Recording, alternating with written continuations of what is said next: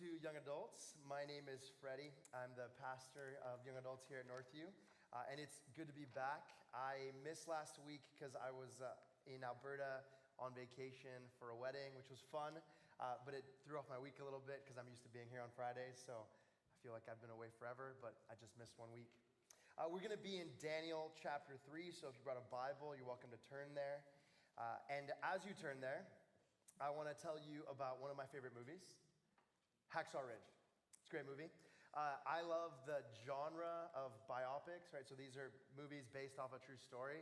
And Hacksaw Ridge is a story of Desmond Doss, who was a Seventh-day Adventist. He was a religious guy who served during World War II as a combat medic. And the movie does a great job of showing the story of Desmond and the courage of Desmond. So he's this young guy. His dad served in World War I. And when World War II breaks out, he enlists, but he tells his commanding officer, I'm not going to carry a gun. I don't take life. God is the only one who can take life. So he refuses to carry a gun. His unit rejects him. They bully him. They beat him. They label him a coward. And it's not until they're deployed and then these guys fought through Okinawa, which the Battle of Okinawa. And if you know World War II history, that was the first Japanese home island to be taken. And it was ugly. It was horrific fighting. And in that battle, he saved almost 100 soldiers that had been wounded in action and won a Medal of Honor. And in that moment, his reputation was saved. Like, people saw his quality. But they had roasted him for months. They had hated him, mislabeled him. And Desmond kept powering on. He showed tremendous convictional courage in maintaining his conviction, I do not take life, even when the whole world is at war, because he loved God more than he feared man. And as we look through Daniel 3, we're going to see a story of three young men, three Jewish men living in Babylon who loved God more than they feared man, and they showed us what honoring God looks like. So the big idea for tonight is honor God by defying tyrants. Honor God by defying tyrants. So it's one story. We're going to go through the whole chapter, and then at the end I have two lessons for us. So first, one story starting in Daniel chapter 3. It's 30 verses. I know Adriana had someone else read for her, but my voice is just okay after having belted it on the last song, so I think I can read 30 verses. So Daniel, starting in chapter 1. King Nebuchadnezzar made an image of gold whose height was 60 cubits and its breadth 6 cubits. He set it up on the plain of Dura in the province of Babylon. Then King Nebuchadnezzar sent to gather the satraps, the prefects, and the governors, the counselors, the treasurers, the justices, the magistrates, and all the officials of the province to come to the dedication of the image that King Nebuchadnezzar had set up. Then the satraps, the prefects, the governors, the counselors, the treasurers, the justices, the magistrates, and all the officials of the provinces gathered for the dedication of the image that King Nebuchadnezzar had set up. And they stood before the image that Nebuchadnezzar had set up. And the herald proclaimed out loud, "You are commanded, O peoples, nations, and languages, when you hear the sound of the horn, pipe, lyre, trigon, harp, bagpipe, and every kind of music, you are to fall down and worship the golden image that King Nebuchadnezzar had set up. And whoever does not fall down and worship shall immediately be cast into a burning fiery furnace. Therefore, as soon as all the peoples heard the sound of the horn, pipe, lyre, trigon, harp, bagpipe, and every kind of music, all the peoples, nations, and languages fell down and worshiped the golden image that King Nebuchadnezzar had set up. Therefore, at that time, certain Chaldeans came forward and maliciously accused the Jews. They declared to King Nebuchadnezzar, O king, live forever. You, O king, have made a decree that every man who hears the sound of the horn, pipe, lyre, trigon, harp, bagpipe, and every kind of music shall fall down and worship the golden image. And whoever does not fall down and worship shall be cast into a burning fiery furnace. There are certain Jews whom you have appointed over the affairs of the province of Babylon, Shadrach, Meshach, and Abednego. These men, O king, pay no attention to you. They do not serve your gods or worship the golden image that you have set up." Then Nebuchadnezzar, in furious rage, commanded that Shadrach, Meshach, and Abednego be brought. So they brought these men before the king. And Nebuchadnezzar answered and said to them, "Is it true, O Shadrach, Meshach, and Abednego, that you do not serve my gods or worship the golden image that I have set up? Now if you are ready, when you hear the sound of the horn, the pipe, the lyre, trigon, harp, bagpipe, and every kind of music, to fall down and worship the image that I have made, well and good. But if you do not worship, you shall immediately be cast into a burning fiery furnace. And who is the God who will deliver you out of my hands?" Shadrach, Meshach, and Abednego answered and said to the king, "O Nebuchadnezzar, we have no need to answer you in this matter. If this be so, our God whom we serve is able to deliver us from the burning fiery furnace, and he will deliver us out of your hand, O king. But if not, be it known to you, O king, that we will not serve your gods or worship the golden image that you have set up." Then Nebuchadnezzar was filled with fury, and the expression of his face was changed against Shadrach, Meshach, and Abednego. He ordered the furnace heated 7 times more than it was usually heated, and he ordered some of the mighty men of his army to bind Shadrach, Meshach, and Abednego and to cast them into the burning fiery furnace. Then these men were bound in their cloaks, their tunics, their hats, and their other garments, and they were thrown into the burning fiery furnace. Because the king's order was urgent and the furnace overheated, the flame of the fire killed those men who took up Shadrach, Meshach, and Abednego. And these 3 men, Shadrach, Meshach, and Abednego, fell bound into the burning fiery furnace. Then King Nebuchadnezzar was astonished and rose up in haste. He declared to his counselors, "Did we not cast 3 men bound into the fire?" And they answered and said, True, O king." He answered and said, "But I see 4 men unbound, walking in the midst of the fire, and they are not hurt. And the appearance of the 4th is like a son of the gods." Then Nebuchadnezzar came near to the door of the burning fiery furnace, and he declared, "Shadrach, Meshach, and Abednego, servants of the Most High God, come out and come here." Then Shadrach, Meshach, and Abednego came out from the fire, and the satraps, the prefects, the governors, and the king's counselors gathered together and saw that the fire had not any power over the bodies of those men. The hair of their heads was not singed, their cloaks were not harmed, and no smell of fire had come upon them. Nebuchadnezzar answered and said, "Blessed be the God of Shadrach, Meshach, and Abednego, who has sent his angel and delivered his servants who trusted in him and set aside the king's command and yielded up their bodies rather than serve and worship any god except their own. Therefore I make a decree. Any people, nation, or language that speaks against the God of Shadrach, Meshach, and Abednego shall be torn limb from limb, and their houses laid in ruins, for there is no other God who is able to rescue in this way." Then the king promoted Shadrach, Meshach, and Abednego in the province of Babylon. 30 verses, long story. We're going to go through it, and I just want to walk you through the details of the story. Last week, Adriana taught on chapter 2, and her big idea was God grants wisdom to the wise, and we saw that Daniel was a wise man who trusted in God, and by trusting in God, by turning to him in prayer, he was able to interpret the king's dream and earn great favor. And then at the end of chapter 2, so chapter 2, verse 49, we're told Daniel petitioned the king and said, "Hey, my 3 buddies, Shadrach, Meshach, and Abednego, they prayed with me. You should appoint them to some important thing." And we're told in verse 49 that they oversaw the province of Babylon. And then chapter 3 opens with a scene in the province of Babylon. We have no time markers. We have just a location, the plain of Dura. But because the stories follow, it makes sense that it would have been relatively soon. Chapter 2 was in the 2nd year of King Nebuchadnezzar. So this is early in his reign, and he is testing the loyalty of all his people. We're told that he set up this big idol. So Daniel 3, verses 1 and 2, King Nebuchadnezzar made an image of gold whose height was 60 cubits and its breadth 6 cubits. He set it up on the plain of Dura in the province of Babylon. Then King Nebuchadnezzar sent to gather the satraps, the prefects, the governors, the counselors, the treasurers, the justices, the magistrates, and all the officials of the province to come to the dedication of the image that King Nebuchadnezzar had set up.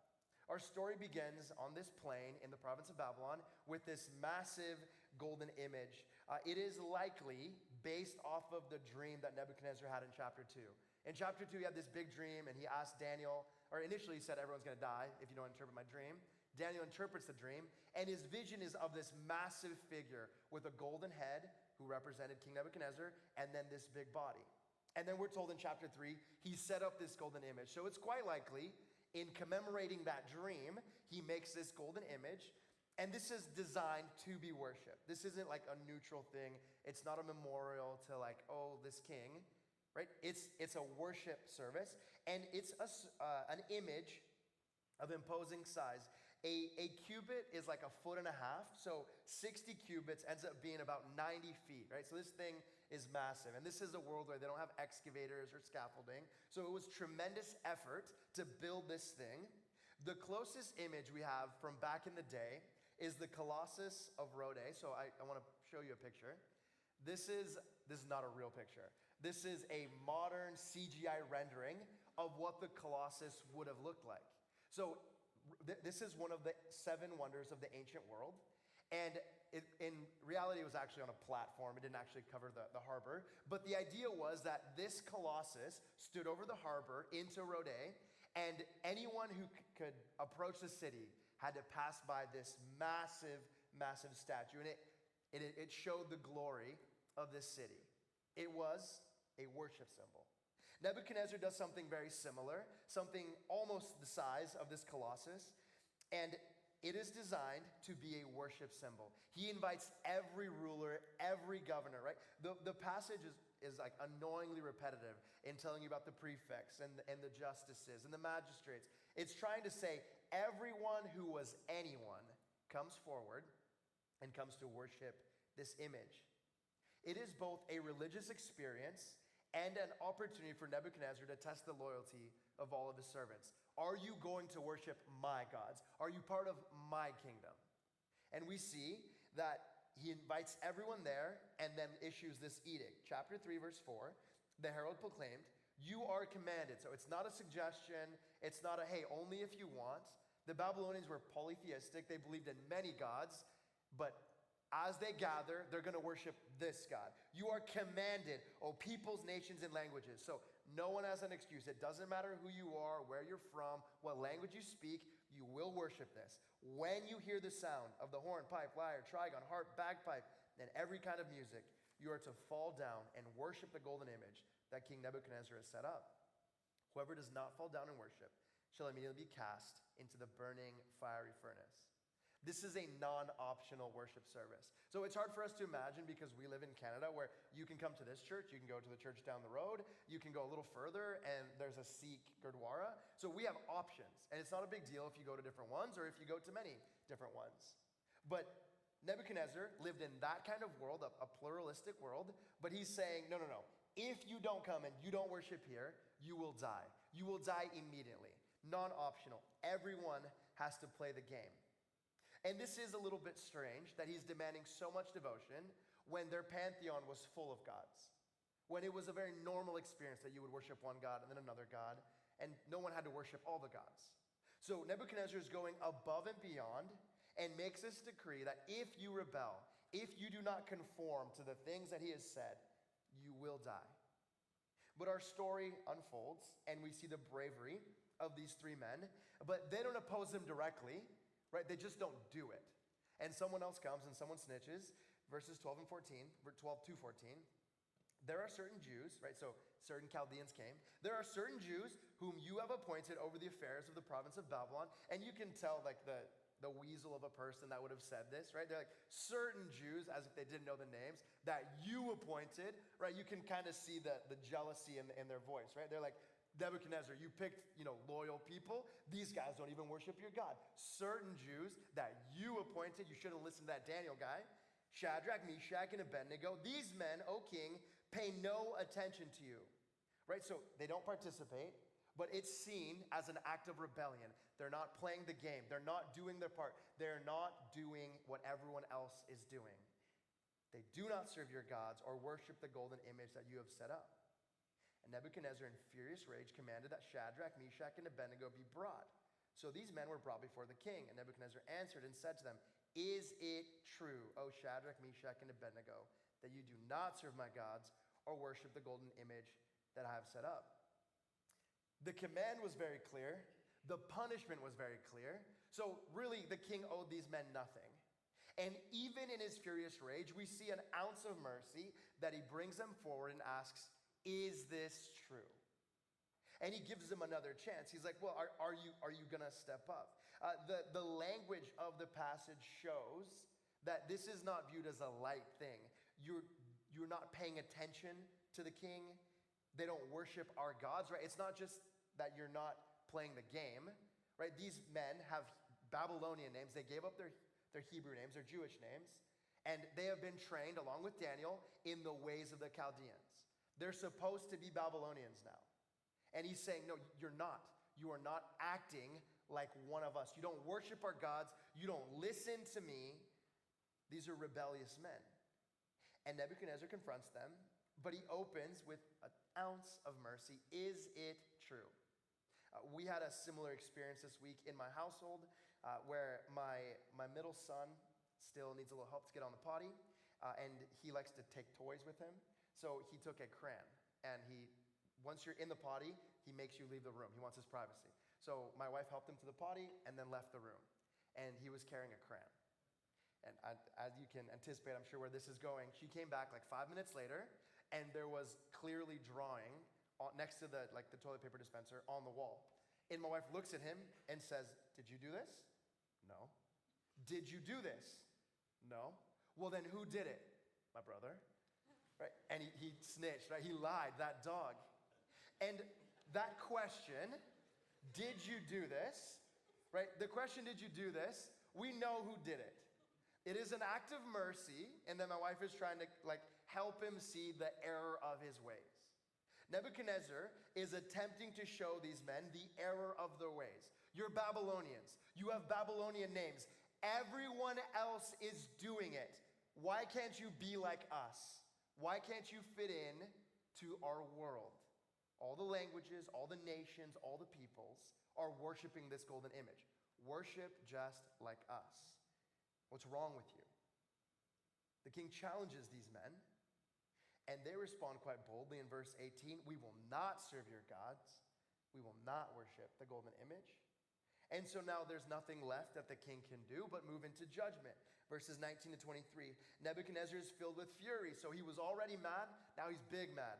And the expression of his face was changed, right? When you're really angry and you can't look at someone because they've really wronged you, Nebuchadnezzar has been really wronged. These men challenged him by disobeying. And then when they were brought before him in his royal court, they said, "Nah, we're still not going to do it. We're not Babylonian. We will not worship your God." And so now he overdoes it. He ordered the furnace heated 7 times more than it was usually heated, and ordered some of the mighty men of his army to bind Shadrach, Meshach, and Abednego and cast them into the burning fiery furnace. Then these men were bound in their cloaks, their tunics, their hats, and their other garments, and they were thrown into the burning fiery furnace. That detail is in there to help us see how rapid this happened. The decree earlier had been, if you do not obey, you will immediately be cast into the fire. And we're told in great detail, they were taken as is. They didn't take time to put them in their prison garments. They just said, we're going to wrap you up right now. We're going to tie your hands, and we're throwing you into the fire. And because, verse 22, because the king's order was urgent and the furnace overheated, the flame of the fire killed those men who took up Shadrach, Meshach, and Abednego.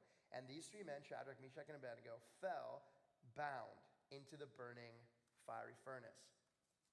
This is a little, like if you've ever been camping and you see, when you start a fire, I'm not the most amazing camper nor the most amazing fire starter. So I do the shortcut, right, where you dump a little gas on there or you use one of those propane torches, right? But when you put an accelerant into a fire and then you light it, does it light slow? No, right? It lights big. And so the image we have here is they probably use some sort of accelerant to light the furnace fast, because Nebuchadnezzar is going to make an example of these men. If you do not worship our gods, if you don't act like us, if you don't think like us, if you are not Babylonian, In Babylon, you will get burned to death. And that fire consumes some of his men. He is acting irrational, right? He loses some of his best soldiers in trying to make an example of these rebellious men. I was on Instagram a couple weeks ago, and I follow an account that does, like, it captures road rage incidents. It is tremendously entertaining. And road rage, if you're unfamiliar with the concept, I encourage you, drive on Downs Road, get stuck in the traffic, and you will soon experience what road rage is. But road rage is when someone, through a series of circumstances, becomes unhinged based on a traffic encounter, and they act in wildly irrational ways, doing things that when you take a step back, you're like, dude, where did you think this was gonna go? And so this incident was a motorcyclist, like, revved his engine as he's going through a suburb, and this cyclist, like, ran him off the road and starts punching this dude on his helmet. And if you've ever, like, a motorcycle helmet is designed to survive impact with the ground, with asphalt, at like 150 kilometers an hour. So what do you think fists are gonna do on a cyclist with no gloves? Like, it boggles the mind. And he's like punching the guy, tries to steal his keys. The guy's like, I've already called the cops. This is all on video. The guy continues punching him, and then it fast forwards, and then you see the police officer, and then the cyclist is like, what? He like revved his engine at me, I was in danger. And like lost his mind. The image we have of Nebuchadnezzar's actions in this moment are that he's having a road rage incident. He has lost his mind. He's been defied by these Jewish men, and he's being irrational. Throw the gas on the fire, right? Take my best soldiers and throw these guys in. They didn't even take the time to make the full show of it, right? Because he's angry. These men defied him. They are not worshiping our gods. They are not one of us. So he throws them in the fire, and we're told they're not even standing. They end up like on their side. So if you're trying to make a show of it, you want the guys standing, you want everyone gathered around, but Nebuchadnezzar's mad. He wants to get even. He wants to take vengeance on these men. Throws them in the fire, and we assume that they will die.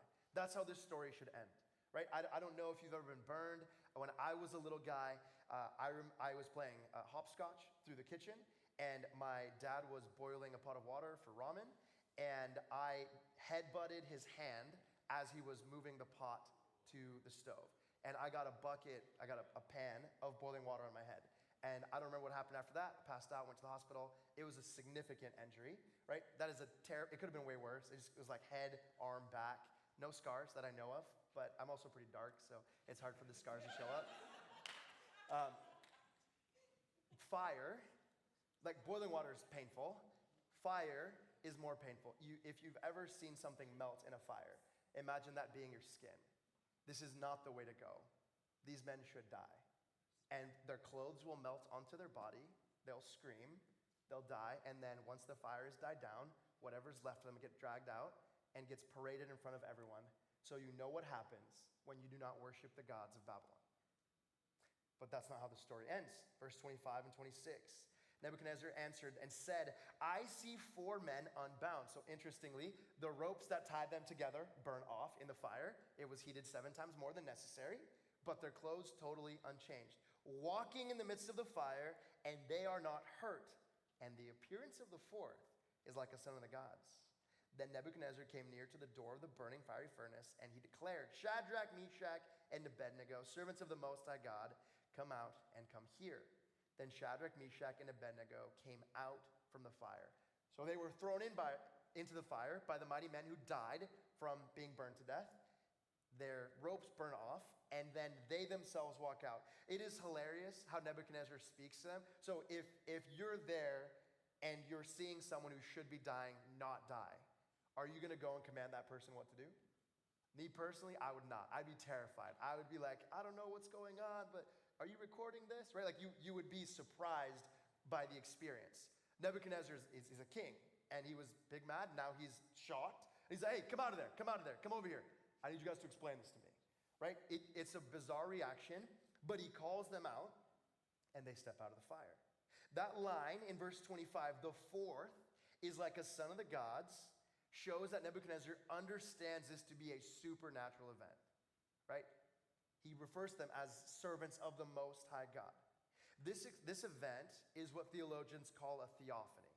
It's a revelation of God in the human story. So if you read through the Old Testament, This happens in several places where there will be an angel or a supernatural being that steps into the story. And what it is the physical presence of God that dramatically alters the course of the story. When God shows up, unexpected things happen. Miracles happen. In this story, 3 dudes that should be burned to death relatively quickly because the guys who were close enough just to throw them in died. They should be dead. Instead, they're rescued. They walk out, and the 4th guy disappears. We know nothing after what happens. Three guys go in, 4 guys are in the fire, 3 guys walk out. That 4th guy showed up and then disappeared. Theologians call this a theophany, in that God's presence changes the story. It changes outcomes because God is the kind of God who enters into our story and works out his story, works out his plans. So Nebuchadnezzar, in this moment, what should be happening is he should recognize that he was just in God's presence. Like, hey, my bad. I know I made this image, but you know what this image has done? Literally nothing. It has never moved, right? It needed to be built. It needed to be moved. And then people only bowed to it because I threatened to kill them. Whereas this 4th being, this person who looks like a son of the gods, showed up in fire, rescued 3 others, and then disappeared. That's true power. That is the God that we should worship. But that's not what happens. The outcome of the story, verse 28, Nebuchadnezzar answered and said, "Blessed be the God of Shadrach, Meshach, and Abednego, who has sent his angel and delivered his servants who trusted in him and set aside the king's command and yielded up their bodies rather than serve and worship any god except their own." The story should end with Nebuchadnezzar becoming a Christian. Like Nebuchadnezzar learning to worship the one true God. Why worship a big block of gold that will never do anything for you when you can worship the God of Shadrach, Meshach, and Abednego, the God who rescues from the fire? Instead, Nebuchadnezzar says, yeah, I guess the guy was cool or whatever. If anyone talks trash about him, we will kill you. Which this guy just likes to threaten people. So, I mean, it's better than nothing, but it's not the outcome that we should want to see. He should put respect on God's name, right? He calls him, when he's referring to Shadrach, Meshach, and Abednego, he says, God of the Most High, servants of God Most High.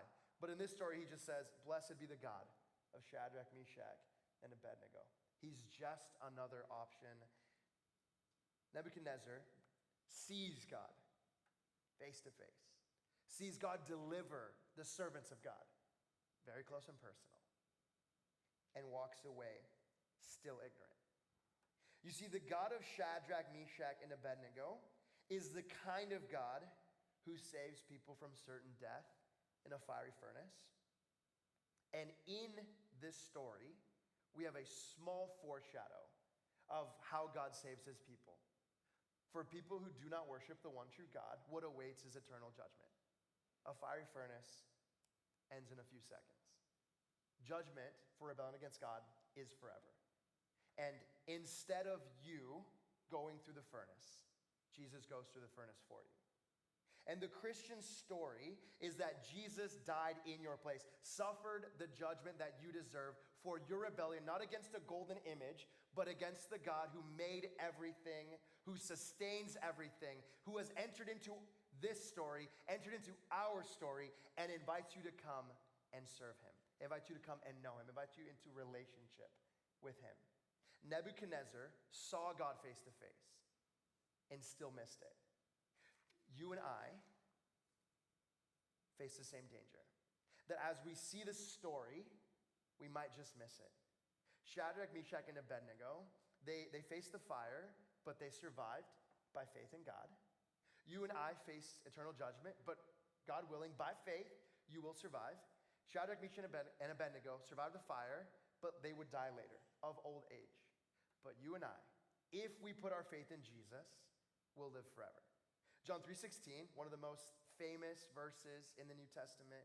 God so loved the world that he gave his only begotten son, that whoever believes in him shall not perish. Shadrach, Meshach, and Abednego dodged death once, but eventually they still died. But by faith, if you believe in Jesus, you shall not perish, but will instead gain eternal life. The Christian story is that we will live forever with God. Christian life begins in an act of the will as we repent of our sin and say, God, I will follow you. I don't even know what it means. I don't even understand all the things that I've done, but God, I'm on your team. Help me follow you. And we will be spared the judgment that awaits. This is a great story, but there's a few lessons that I want to pull out. There's two things that I want to challenge you with. The first is, this is the kind of story, we have them all throughout the Bible, but this is the kind of story that when you read it, it pushes us towards a decision, right? In this story, we have two options: golden image or God Most High. One of them rescues his people, one of them does nothing. And this kind of story invites us, will you come to Jesus? Will you come to the one who rescues you from the fire? Or will you keep trusting in an image of gold, in the shiny things of life that take your attention and keep you distracted? It doesn't matter what you've done. It doesn't matter where you've been. It doesn't matter who you are.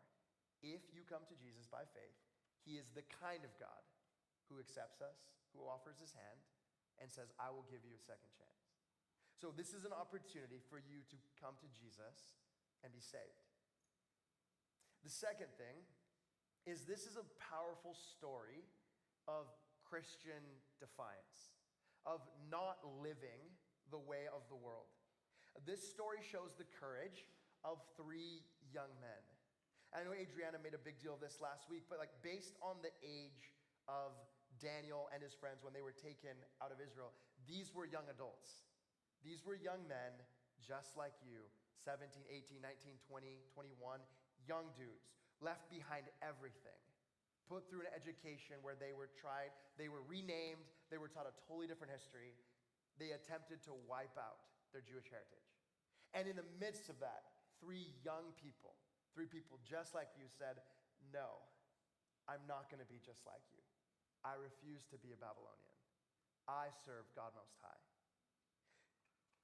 Daniel 3, 16 to 18 is a beautiful example of Christian defiance against tyranny.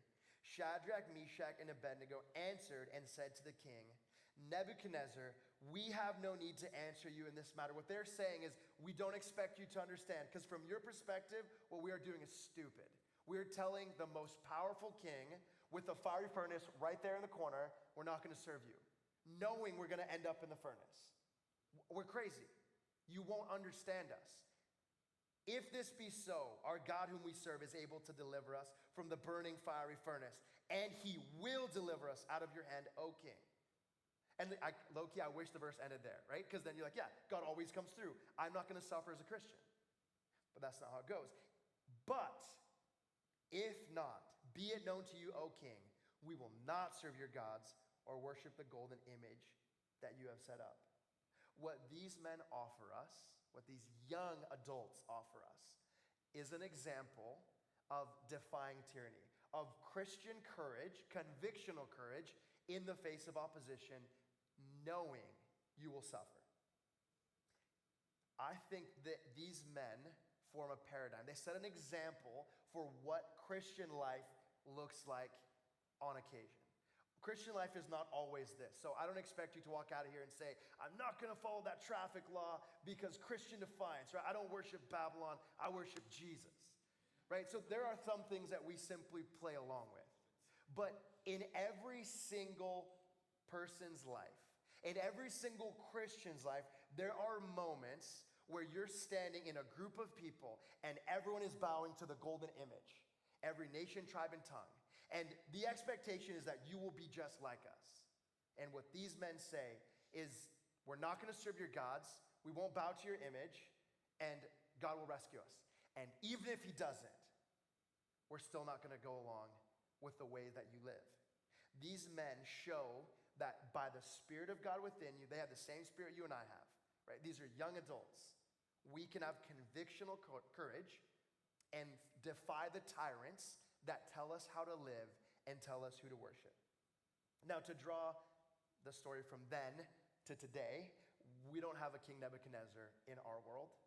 We don't have kings setting up golden images. But we do have people telling us how to live, telling us how to think, telling us what is good and what is not good. So I'm going to give you two examples of what I'm gonna call cultural tyrants. These are people that are famous in our culture, famous in our society, and they tell us implicitly or explicitly how to think and how to live. You might disagree with my examples, but what I want you to do is I want you to think about it, and I want you to ask yourself, where in my life is there a tyrant telling me, worship the golden image, be just like us? And you then have an opportunity to say, no, I will not serve your gods. I will not bow to your idol. God will rescue me, and even if he doesn't, I still will not bow. So here's my first one. I'm going after, a popular person, the homie Taylor Swift. I'm going after the homie Taylor Swift. She just dropped a new album, 12th studio album, which is crazy that someone is so creative. She's a highly creative artist. I'm not knocking her as an artist. But in this newest album, there's a song called Wood. Anyone familiar with the song? No, you're lying. I know some of you. Okay, do not look it up. Do not look it up. My wife is a huge Taylor Swift fan, and we had it's all good. It's all good. I've forgiven her. We had a conversation about this album because I'm subscribed to a Christian newsletter that just kind of gives you feedback on just different things, movies that are coming out, songs that are coming out, albums that are coming out. And they did a review of this album, and they were like, this is the most sexually explicit content ever produced by Taylor Swift. And I was like, pardon me, what? I remember Taylor Swift from White Dress and Fearless, right? The good stuff, the good songs, right? Our song, anyone? I know I'm older than you guys, but Taylor Swift used to make country. Did you guys know that? That's crazy. So anyways, this song called Wood is a suggestive song about her boyfriend, which I'll let you fill in the dots on what it might mean. I think you can track with me. What the song is glorifying is a unmarried woman and an unmarried man enjoying sex, having sex together. And in our culture, that's what matters, right? You find someone who you love. You get married, or just kidding, you don't get married. You move in together, and you have sex. That's what love is. Bow to the golden image. Everyone is doing it. And as Christians, we have the opportunity to say, you know what? I'm not going to listen to the music because I think it sucks. And I'm not going to listen to the message because I think it's wrong. So I'm actually a Christian, and I will not worship your gods, and I will not bow to your idol. Maybe that was a bad example because it sounds like none of you listened to the album. Praise God. Keep it that way. Now I'm going to go even deeper. You might, if you didn't like that one or you didn't care, hopefully this one gets you. The Summer I Turned Pretty. Anyone? Okay, I'm going after you. Empty the clip. Just kidding. I'm a Mennonite, and I don't even know what a gun is because I'm a Christian. The Summer I Turned Pretty. All right, my wife was watching season 1, right? I lasted less than 2 episodes. And then I was like, Rebecca, what is this trash? And now they've dropped season 2, and she was like, I think we should watch it. And I was like, hard pass. We're not going to watch that show. And we had a conversation about it. And the motivation for the decision that we made was it's hard to enjoy something that is glorifying things that we fundamentally disagree with.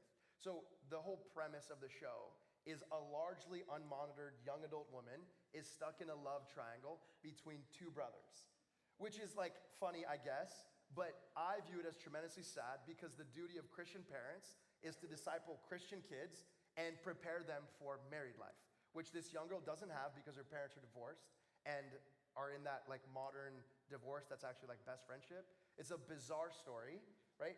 But it makes for great laughs. And Rebecca and I, as we discussed it, we're like, well, why would we bow to the golden idol? Why would we participate in something that the world says this is fun, this is entertaining, this is what life is like, when we fundamentally disagree? This is not what our life is like. We have 3 little kids, number 4 is on the way, and I guarantee you that will not be my daughter's life. She will not have divorced parents who are not interested in her life and give her 0 guidance as she approaches dating. She will have Christian parents who teach her from God's word how to approach dating, as will her brothers, because we're a Christian family. We're Christian people. We will not bow to the idol. We do not worship your gods. These are 2 examples. Maybe you dislike the examples. But what I want you to take away is the principle. We live in a world where there are not physical golden idols, but there are cultural tyrants that tell us how to think, they tell us how to live, and the average Christian unwittingly just participates in everything the world throws at us. But our story today showed us tremendous Christian courage of men who are willing to die in a fire rather than bow to an idol. Far be it from us to be unwilling to take a snide comment or get made fun of one time in the break room because we live as Christian people in a non-Christian world. The entire book of Daniel is about faithfulness in an unfaithful age. If these three young men could do it, living far away from home with no support around them, surely you and I, filled with the Spirit of God, with a Christian church around us, can be the kind of people who say, no, we will not bow to your idols. We will not worship your God. Desmond Doss is an example of tremendous courage. Shadrach, Meshach, and Abednego are examples of tremendous courage. And Desmond Doss served in a war. Shadrach, Meshach, and Abednego served under a foreign king. You and I have a very different life, but we face the same decision. Will we subscribe to the tyrants of our time and worship the idols they put in front of us, or will we serve God Most High? Honor God by defying tyrants. Let me pray for you guys, and I'll invite the music team back up. Father God, thank you for this day and for the opportunity to speak from your word. Lord, this example is inspiring of three young adults, three young men, like the men and women in this room, young people still figuring out their life, and yet when the moment of crisis came, they showed great courage and trusting God Most High rather than serving the gods and the idols of their age. So, Father, I pray for everyone here, those who are not yet Christian, that they would make the decision to trust in the God who delivers from the fire. And those who are Christian, God, I pray that they would have the courage and the conviction to say no to the idols of our age. I use some examples, maybe they're silly examples, God, but you know our hearts and minds. You know our lives. I pray that by your Spirit, you would challenge each and every one of us on the places in our lives where we face the idols of the tyrants around us, of the people who tell us how to live and how to think and how to be in a way that conforms to the world around us. Father, help us be faithful Christian people in an age of unfaithfulness. We ask this in Jesus' name. Amen.